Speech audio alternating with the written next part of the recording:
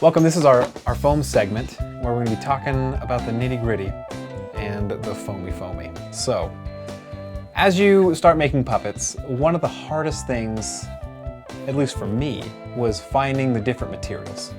Some are easy, you can go to the hardware store and find things. Some things you have to order offline. This is one of those things that you probably have to order offline. Puppets are made from foam. They are basically an armature or a form that has fabric wrapped over it. Sometimes you don't even wrap fabric around it. You can dye the foam, you can paint the foam.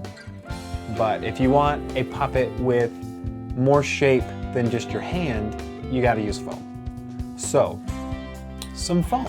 Let's talk about foam. Let's look at foam. First of all, we have this foam. This foam, I don't know if you can see very well from its texture from here on this video, but it's porous. It's open-celled. If you smell it, kind of spicy.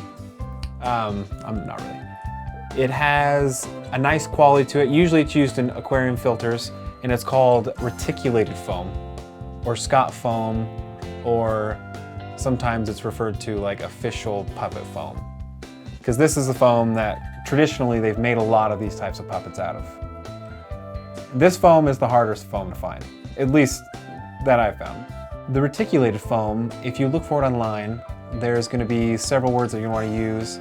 There's words in the book that are going to help you search for this foam. One of the main things you want to have in there is open-celled reticulated. Those two phrases are very important. And I like to use the 1/2 inch because it's the best to work with.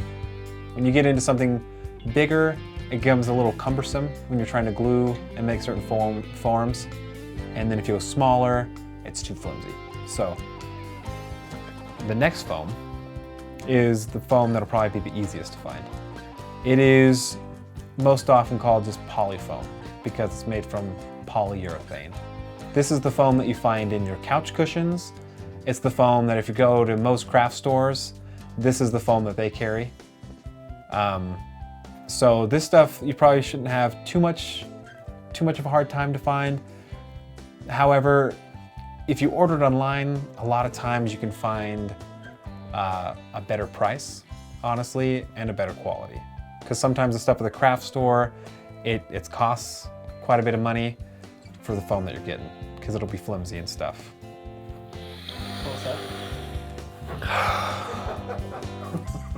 Oh, just a second. Okay. So moving on to our next foam, which is this. This is called L200. It is a closed-celled polyurethane foam. This is the kind of foam that you find also at the craft store, but it's with like the craft foam, like the little tiny sheets that are like the same size as a piece of paper. It's a similar foam. It's very lightweight and very durable. And it's good in two different sizes. If you get the 1/2 inch, this is not 1/2 inch. If you get the 1/4 inch, which is this, it's nice. You can make details like teeth. You can make kind of like costume things. Like I've made armor for puppets with this and different decals. And if you use the thicker stuff, which I have, give me a second. It's good for, I like making bodies out of it. It's very strong and super lightweight. When you're working with foam, one thing that you're gonna find is that you need it smaller. And so some people have resorted to cutting foam. How are you gonna cut your foam? Let's talk about it. For me, there are different ways to cut the different kinds of foam. L200, for example, I like using a razor blade. You want to be careful anytime you're using a sharp metal blade, of course. But what you will find also is that when you cut with a razor blade, you're going to get this nice, clean cut. Because with the other foam, you're going to get a lot of give. When you glue it, it's going to be nice and flexible, but L200 isn't as flexible as the other foams. So even the angle that you cut the foam is going to affect the way the form ends up looking. And so what's nice about that is if you want to combine two things and you want to make more of a sharper edge and you want to make like a box, you can glue it like this.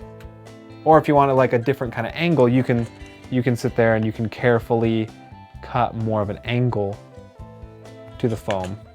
And that way when you glue it, it's already at an angle and you can have a nice sharp edge and the right angle you need. Like if you're making like a robot or something mechanical, because this foam is nice not only for puppets, but for props, for costumes.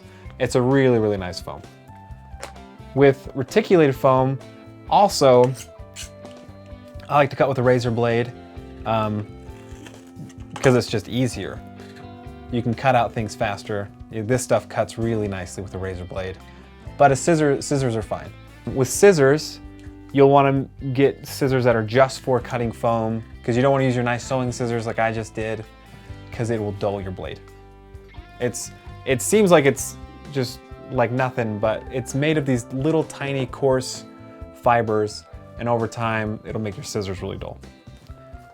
And the same kind of goes with polyurethane, even though polyurethane, polyfoam is pretty safe. But anytime you cut with a razor, you're gonna get a nice clean edge. And with scissors, unless you're super good with scissors, which I'm not, you're gonna get like kind of more this edge. So my 2 cents, use a razor, not scissors, but it won't kill anything if you use scissors instead of a razor. With foam, you'll find when you start off, I start off using a glue gun, but glue guns, unless you get like a really high temp glue gun, your seams will have the hazard, I guess, of coming apart if heat is applied. If it gets too hot, maybe even from the heat of your hand, which is unlikely, but if you leave it in your car, you're going somewhere, you're traveling, it's a hot day, and you've got the puppets in your trunk, scenario is it could get really hot in there and your puppets could literally fall apart in your trunk. I've had that happen with hot glue. I personally, hot glue is good, but I try to stay away from it as much as possible with puppets because it's fast and it's easy, but it's also messy and can come apart easily. Glues that I like to use, here's 2 of them. There's a spray adhesive, and then there's also a contact cement. This contact cement is super strong. There's even stronger stuff than the stuff that I use. This stuff is made to hold countertops down. It's super, super nice. And when you're gluing, you can just dab a little bit onto the sides, let it, read the instructions on your glue because every glue is different, but it has a nice bond, and contact cement is meant to bend and to flex. And so it bends with the foam, unlike hot glue. Hot glue, you'll have these rigid seams with your glue that when the fabric goes over it, you'll see it. It'll be kind of lumpy and it won't be nice. So my suggestion is use contact cement or spray adhesive. Spray adhesive is just a little messier to apply because you have overspray that gets on your hands, so wear gloves. And then also gluing on puppets. You don't want to use this for the foam, but some really nice stuff is also some epoxy. Epoxy is really nice. You need a glue that's going to stand the test of time. You need to look at your life and decide if you are worth it. And I'm going to say right now, you are worth it. Use a glue that's worth you, okay? Don't settle. Use what's going to make you feel good, okay? Treat yourself. That's all I got to say.